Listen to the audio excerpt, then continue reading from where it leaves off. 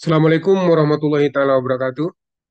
Alhamdulillahirabbil alamin. Assalatu wassalamu ala asyrafil anbiya'i wal mursalin wa ala alihi washabihi ajmain. Rabbis shrah li sadri wa yassir li amri wa hlul 'uqdatam min lisani yafqahu qawli. Ya Rabbana zidna ilman warzuqna fahman. Syukur kita kepada Allah Subhanahu wa taala, pada malam hari ini kita bisa bertemu kembali dalam suasana ngaji buku Falsafah Hidup dari Profesor Dr. Hamka, yang alhamdulillah pada malam hari ini kita akan membahas contoh kesopanan yang ketiga, yaitu menghormati ibu bapak. Ini adalah pertemuan yang ke-27. Dalam pertemuan ini, Profesor Dr. Hamka memulainya dengan uh, dua ayat Al-Quran dalam surat Luqman yang A'udzubillahi minasyaitonirrajim. Bismillahirrahmanirrahim.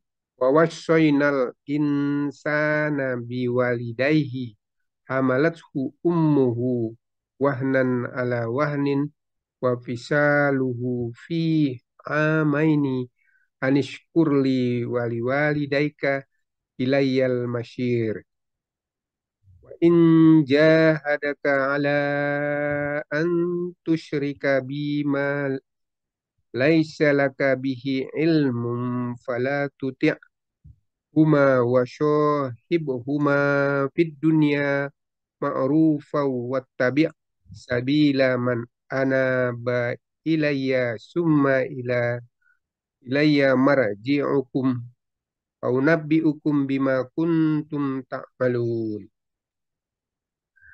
Yang artinya, dan kami beri wasiat kepada manusia terhadap ayah bundanya. Dia dikandung oleh ibunya dalam keadaan sengsara di atas sengsara dan diceraikannya sesudah 2 tahun. Hendaklah dia bersyukur kepada Allah.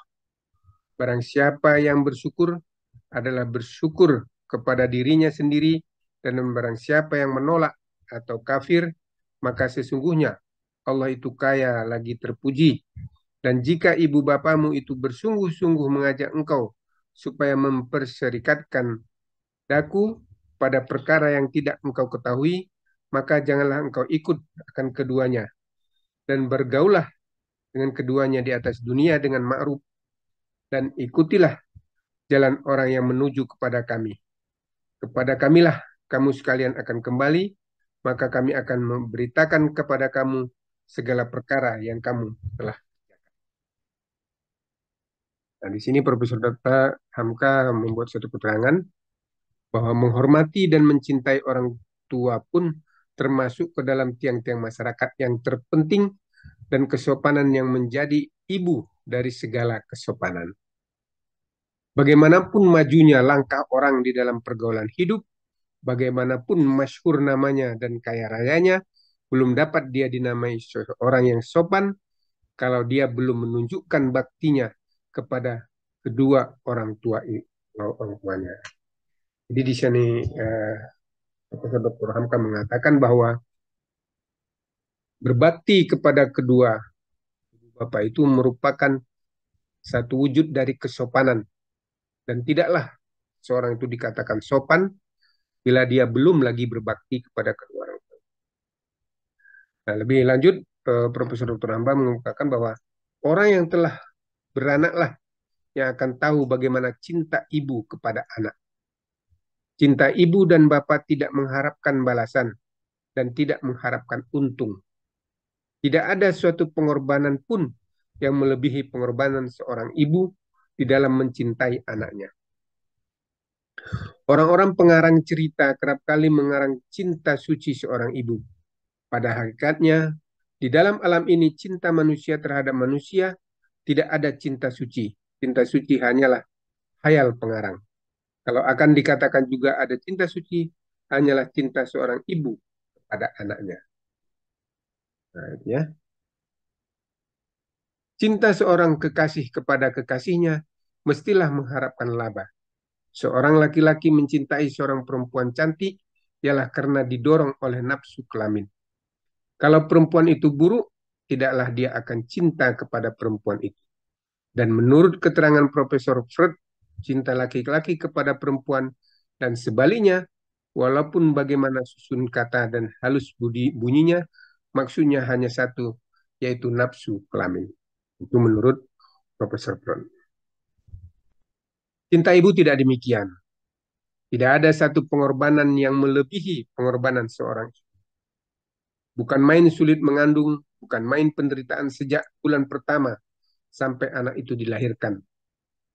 Tetapi bagaimana payah pun beliau terdengar olehnya suara tangis anaknya itu ketika mula-mula dilahirkan, sebentar sekejap itu juga hilanglah payahnya. Dan bila anak itu telah lahir, dia lupa kecantikannya sendiri, lupa menghiasi badannya, kadang-kadang lupa makan dan lupa minum, asal anak itu sehat. Kadang-kadang kalau anak itu ditimpa demam, bukanlah anak itu yang lebih mengandung sakit, tetapi ibunya sendiri. Merintih anak itu kesakitan, tengah malam ibunya terbangun, nyamuk seekor dihalaukan.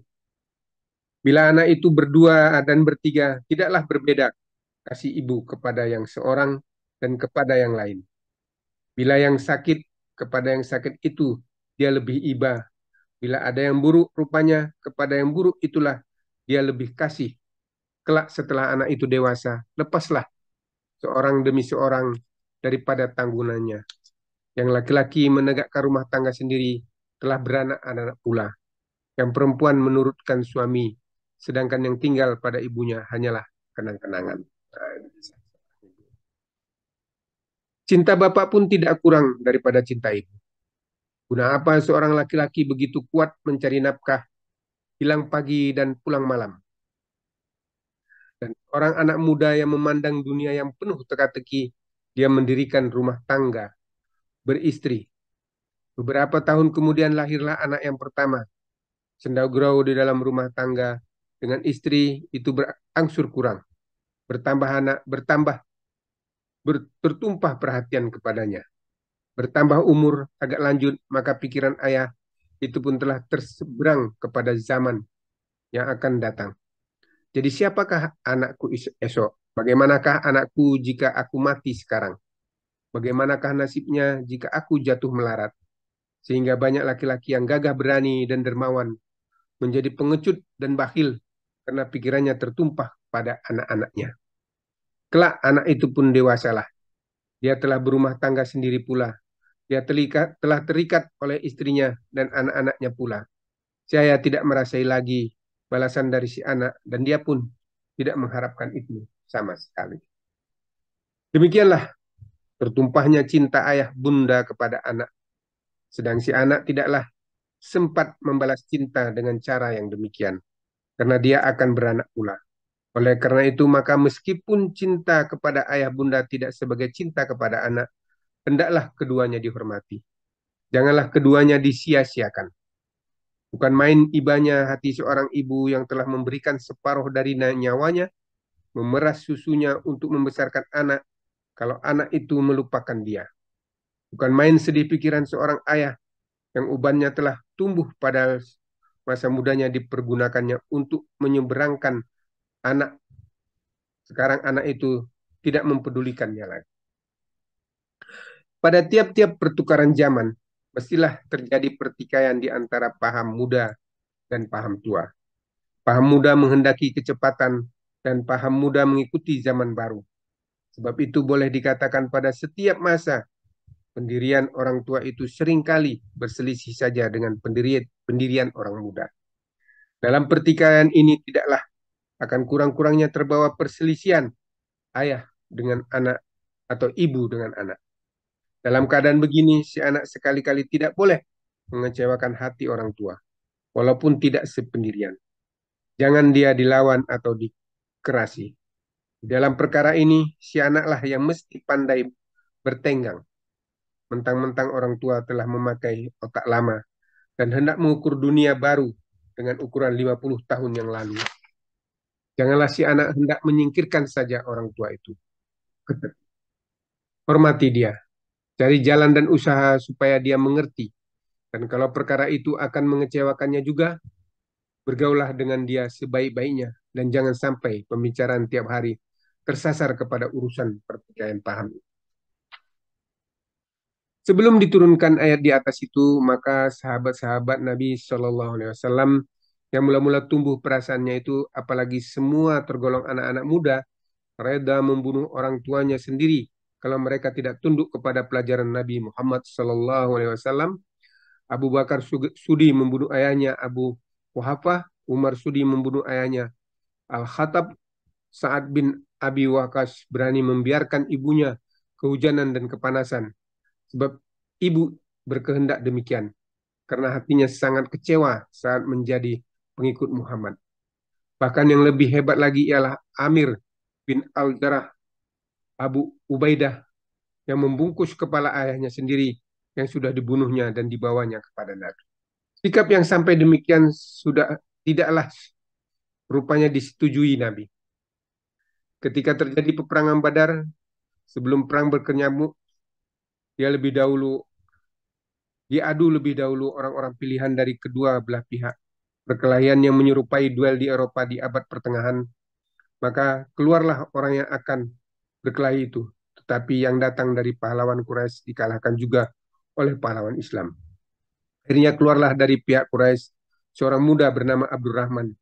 Dan dari pihak Islam keluarlah ayah pemuda itu sendiri, yaitu Abu Bakar. Sedikit pun tidak berkucak hati Abu Bakar menghadapi anaknya karena agamanya.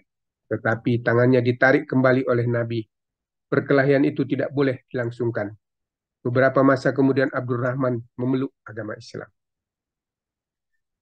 Sejak turun ayat itu dapatlah kaum muslimin mengatur hubungannya dengan kaum kerabatnya yang belum Islam dengan sebaik-baiknya. Kaum Islam yang masih muda-muda tetaplah hormat kepada ibu bapanya di dalam pergaulan hidup sehari-hari. Meskipun paham berbeda-beda, ketika Abu Sufyan datang ke Madinah hendak menyelidiki dapat tidaknya diatur perdamaian di antara kaum Quraisy dengan kaum muslimin, kedatangannya telah disambut oleh anak kandungnya Ummu Habibah, istri Nabi Shallallahu Alaihi Wasallam. Ayahnya dibolehkan masuk ke dalam rumah Nabi, tetapi seketika orang tua itu mencoba hendak duduk di atas hamparan yang biasa diduduki Nabi, barulah Ummu Habibah melarangnya. Karena sedangkan orang yang telah Islam sendiri tidak seorang pun yang berani duduk di sana. Kononlah Abu Sufyan, meskipun dia mertua Nabi Shallallahu Alaihi Wasallam, sebab dia masih musyrik. Maka akan berulah pada pandangan agama perbuatan orang-orang di zaman kita ini yang hanya mementingkan diri atau rumah tangganya, tetapi menyia-nyiakan ibu bapanya. Dia tidak insaf bahwa kedatangannya ke dunia dan keselamatan hidupnya di dunia ini sebagian besar didatangkan Allah dengan perantaraan ibu bapanya. Pernah kejadian di zaman Rasulullah SAW, seorang anak muda yang telah berumah tangga sendiri. Sejak dia berumah tangga, ibunya tidak dipedulikannya lagi. Dia hanya asik melayani kehendak hati istrinya yang masih muda. Maka ibalah hati ibunya sehingga bertahun-tahun lamanya seakan-akan putus hubungan di antara ibu dengan anak itu. Pada suatu hari, anak yang melupakan ibu itu jatuh sakit, yang rupanya akan menyampaikan ajalnya. Seketika telah hebat penyakitnya itu dan telah terbayang tanda-tanda bahwa dia akan mati kelihatan dengan nyata, amat susah dia akan melepaskan nyawa dari badannya. Dia menyesal dan dia hendak meminta ampun kepada ibunya. Disuruhnya orang lain untuk menjemput ibunya dan memintakan ampun. Tapi si ibu yang telah beribah hati tidak hendak memberi ampun.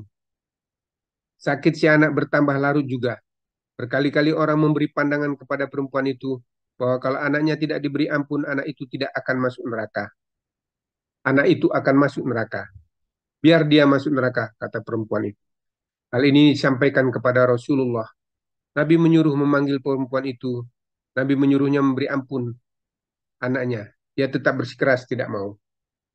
Rasulullah bersabda bahwa kalau anaknya itu tidak diberinya ampun, dia akan dimasukkan Tuhan ke neraka. Sebab surga itu ialah di bawah telapak kaki ibu. Perempuan itu bersih tegang mengatakan biar dia masuk neraka. Kalau demikian engkau rupanya lebih suka anak itu dibakar. Tanya Nabi, biarlah dia dibakar. Kata perempuan itu. Nabi menyuruh mengumpulkan kayu api di muka rumah orang yang sakit itu.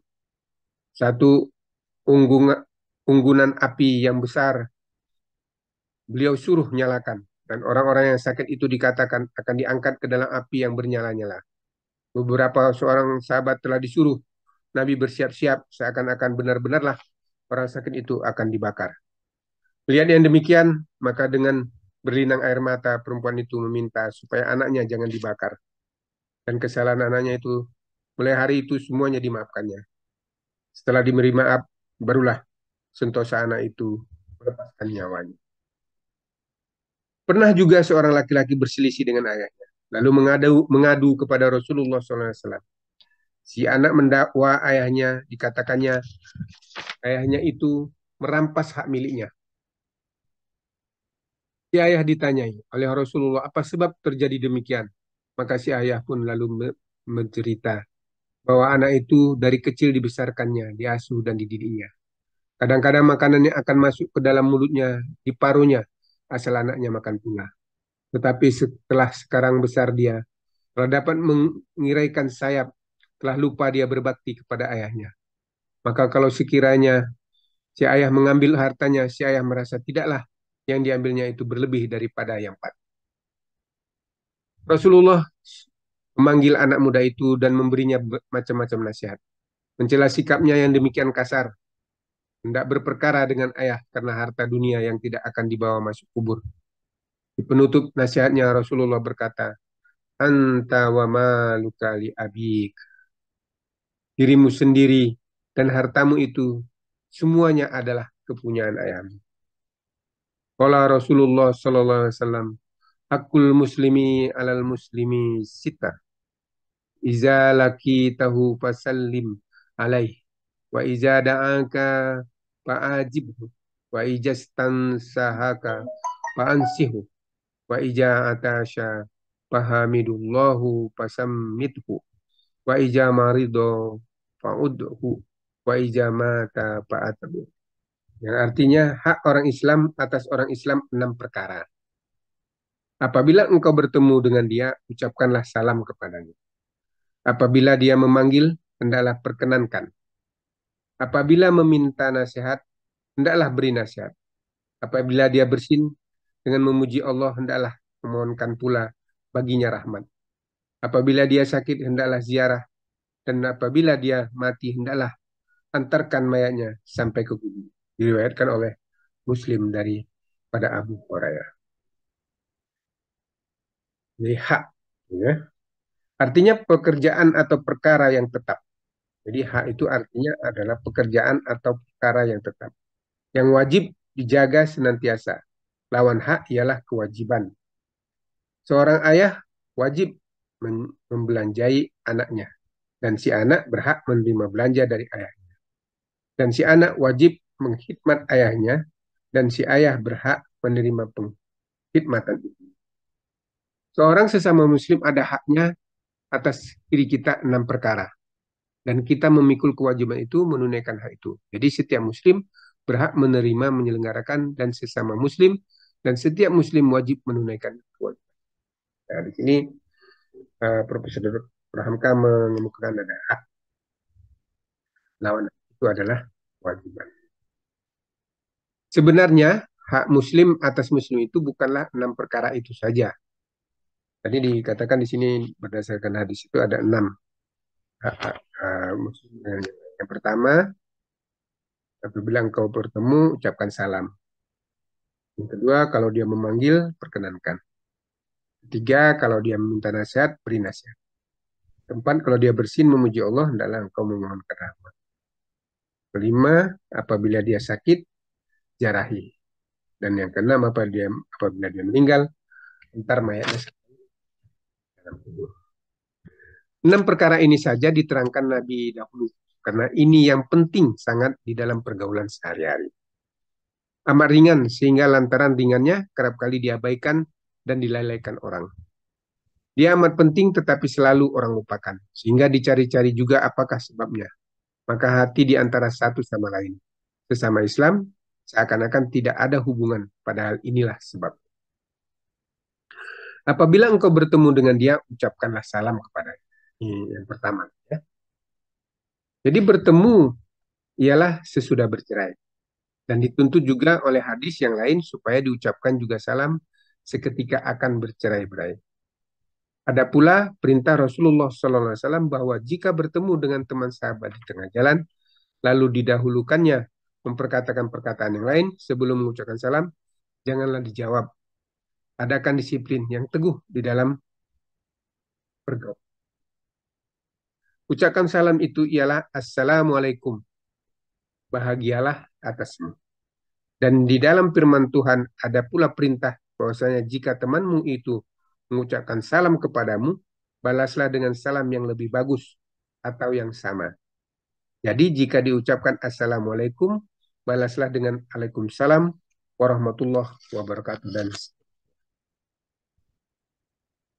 Assalamualaikum, bahagialah atasmu. Damailah hidupmu. Beruntunglah kamu. Di dalam lingkungan salam dan agama yang berkehendak salam, lantaran ucapan ini terpeliharalah pertalian di dalam agama. Tali persaudaraan dan hapuslah dengan sendirinya dendam dan sakit hati. Hati yang tadinya hendak benci telah dipaksa oleh lidah supaya tunduk kepada perdamaian dan kebahagiaan. Sudah terlalu bagus ucapan itu, sukar tandingannya.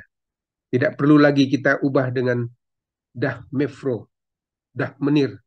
Tidak perlu kita ubah dengan dari mana ke mana atau selamat pagi, selamat malam, halo, dan seterusnya. Bahkan pendekatan dipendekkan pula ucapan pagi, malam, dan sebagainya.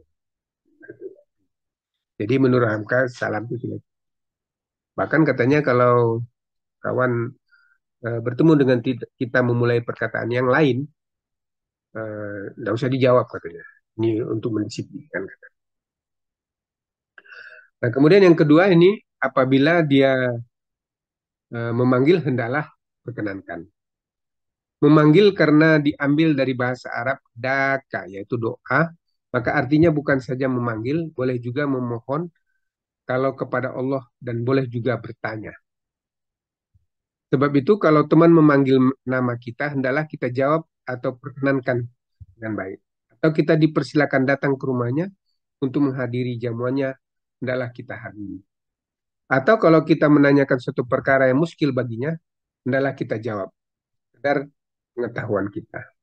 Kalau kita jawabkan, saya tidak tahu, di dalam perkara yang kita memang tidak tahu, itu pun sudah bernama jawaban.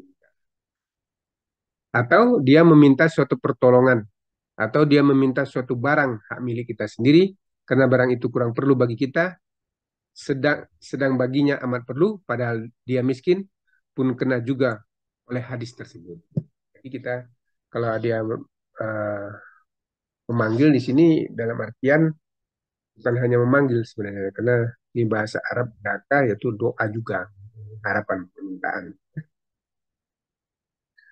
Kemudian yang ketiga, apabila dia meminta nasihat, berilah nasihat. Nasihat itu banyak baginya. Nasihat kepada Allah dan Rasul dengan mengikut perintahnya, nasihat kepada kitab Allah dengan menjalankan sepanjang yang tersebut di dalamnya, dan nasihat kepada pemuka-pemuka Islam dengan menuruti aturannya. Adapun nasihat yang dituju di sini ialah kepada sesama Islam yang duduk sama rendah, tegak sama tinggi. Kalau mereka meminta nasihat di dalam suatu perkara, hendaklah diberi. Atau orang itu perlu diberi nasihat, walaupun tidak dimintanya. Hendaklah diberi nasihat juga, yaitu menuntunnya kepadanya supaya menempuh jalan yang lurus, yang suci dan jujur. Baik perkataannya ataupun perbuatannya, sampai kepada perilaku dan kepercayaan. Kalau condong, hendaklah tolong ditegakkan. Kalau lemah, hendaklah tolong dikuatkan. Ini sekarang sudah jarang kita dengar ya, orang-orang itu meminta nasihat. Yang banyak kita memberi nasihat, padahal tidak minta. Bahkan terkadang kita memberi nasihat ketika kita marah. Ada orang yang berbuat salah, karena sedang kacau, kita beri nasihat. Sebenarnya tidak ada. Jadi perkara meminta nasihat ini perlu upayakan. Kita ketemu dengan orang tua atau siapa yang lebih, kita meminta nasihat. Apa nasihatnya agar kita hidup lebih baik. Meskipun di sini dikatakan Buya Hamka bahwa orang yang tidak meminta pun patut kita beri nasihat agar dia berlaku jujur dan benar. Nah, kemudian yang keempat di sini apabila dia bersin dan dipujinya Allah adalah memohon rahmat Tuhan buat. Bersin yaitu keluarnya hawa yang buruk dari dalam badan. Ketika bersin itu tergerak segala urat saraf, tergerak seluruh badan. Adapun bersin yang menjadi obat yang dapat mengeluarkan hawa buruk ialah yang bilangannya tidak lebih dari 2 atau 3 kali. Kalau telah lebih itu bukan bersin obat lagi, tapi sudah bersin penyakit. Kalau terjadi bersin yang sederhana itu adalah orang mengucapkan syukur kepada Allah dengan memujinya, mengucapkan Alhamdulillah. Segala puji bagi Allah. Dengan ucapan yang demikian, hendaklah kita sambut segera supaya ucapan itu dikuatkan, dikokohkan yang dengan ucapan Yarhamukallah.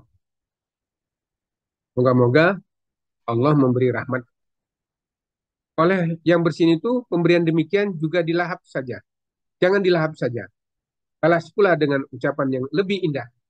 Yahdikumullahu wa yuslihu balakum. Moga-moga Allah memberi hidayah pula dan memperbaiki perikada.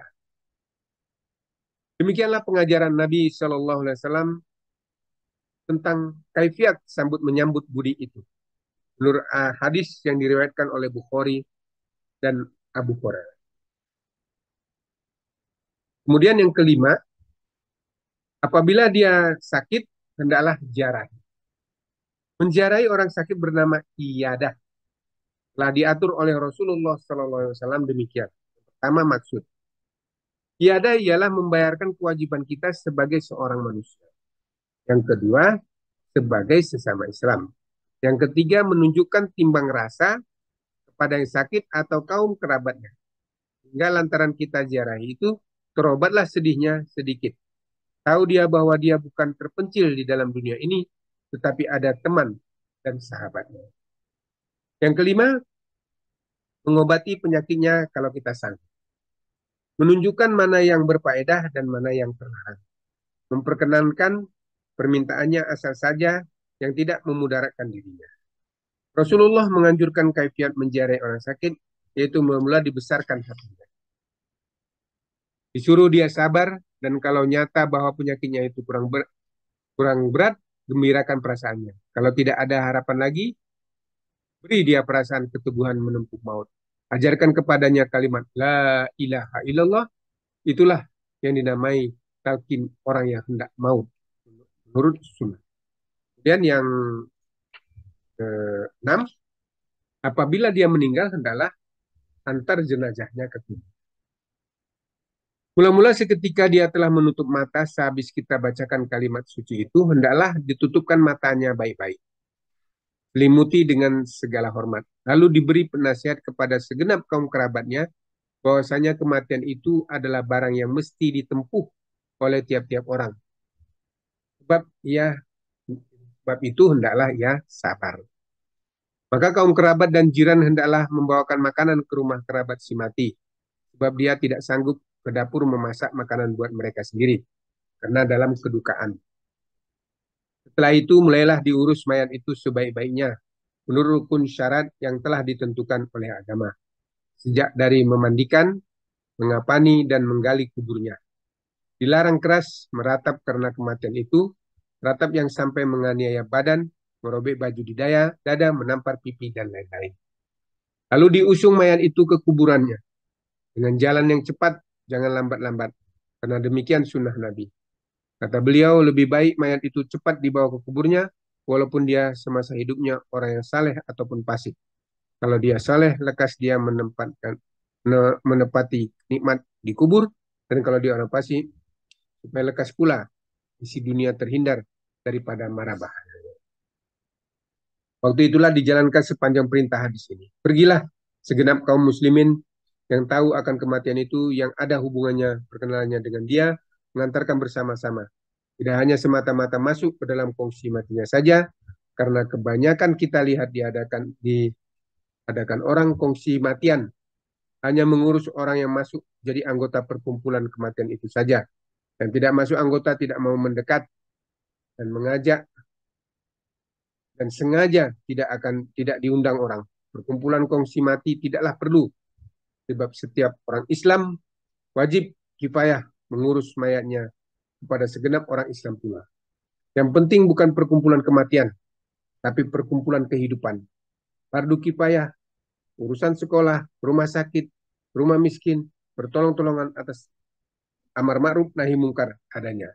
Nah, jadi Dr. Angka mengatakan yang perlu dibuat itu organisasi kehidupan, bukan organisasi kematian. Sebab organisasi kematian itu semua orang juga wajib. Ini malah katanya saat ini sering kita dengar itu bukan mengurus yang mayat, tapi mengurus pengungsiannya, mendatangi orang yang masuk dalam organisasi dan tidak mengundang orang yang tidak, menyingkirkanlah orang yang. Dan ini berbeda sekali dengan kebiasaan kita sekarang, yaitu kalau mati orang yang terpandang diantar dengan serba-serbi upacara kebesaran, dan kalau mati orang kecil jirannya sendiri pun tidak, itu tidak boleh. Ya, demikianlah ada 6 peraturan dijadikan Rasulullah SAW hak atas setiap orang-orang Islam yang kepada orang Islam lainnya. Artinya kewajiban pula atas orang Islam terhadap sesamanya Islam, guna menguatkan tali persaudaraan, menghubungkan silaturahmi di antara satu sama lain. Ya, kira itu yang berkaitan dengan ada 2 hal yang kita bahas pada malam ini, yaitu ada kesopanan terhadap bagaimana menghormati orang tua. Kemudian di sini ada hak orang Islam pada hak orang lain lagi. Majunya nanti kita akan masuk pada yang lain, yaitu bagaimana kalau kita memasuki kawan. Mungkin nanti bagian akhir kita akan diskusikan. Saya kira demikian, lebih dan kurang mohon maaf. Mudah-mudahan bermanfaat. Bila itu topik wal hidayah. Wassalamualaikum warahmatullahi wabarakatuh.